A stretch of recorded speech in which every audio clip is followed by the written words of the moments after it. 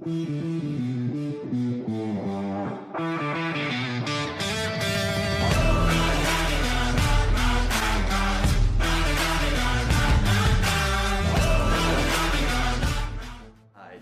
is Sex Says มีเรื่องเล่าหนึ่งเขาเป็นเรื่องที่อยากแชร์ให้ทุกคนฟังเป็นเรื่องเกี่ยวกับสมัยโรมันคนโรมันเขาต่อสู้กันไว้มีนายพลผู้หนึ่งชื่อว่ามาร์คัสอัลดูรัสเราเป็นนายพลที่ยิ่งใหญ่และมีมือหนึ่งเราพาทหารเราไปตีเมืองหนึ่งที่เป็นเกาะมันในพองเราพากันขี่เรือไปเป็นเรื่องธรรมดาแล้วกองทัพเราหอนถึงฝั่งปุ๊บเราลงจากเรือหลังจากนั้นเราบอกให้กองทัพเราเผาเรือทิ้งทหารทุกคนก็ตกใจว่าเอ้านายพลถ้าเขาเผาเรือทิ้งเขาสิเมื่อจังไดนายพลก็บอกว่าแม่นแล้วถ้าเขาเผาเรือทิ้งเขาสิบ่สามารถกลับเมืองไปได้นอกจากเขาจะสู่และตีเมืองตัวเขาสิมาตีนี่ให้แตกแล้วก็เอาสิ่งของเอาเรือของเขาจึงเพื่อเมืองฉะนั้นเขาตัดสินใจโดยการเผาเรือว่าสิแม่นชนะหรือว่าตาย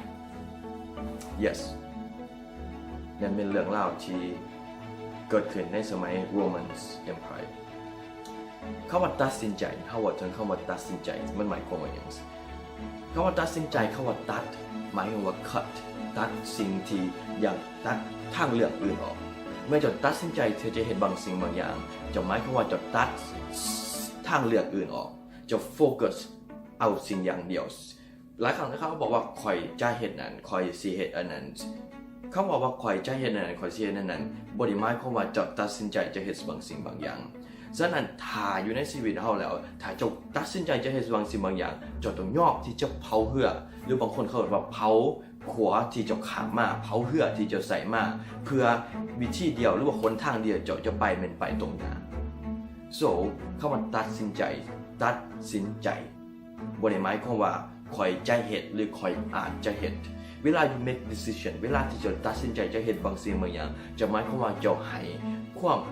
โฟกัส 100% so คำถามของมื้อนี้หลังจากเบิ่งวิดีโอนี้แล้วจะตัดสินใจจะเห็นอย่างเพื่อให้ชีวิตเจ้ามีความสุข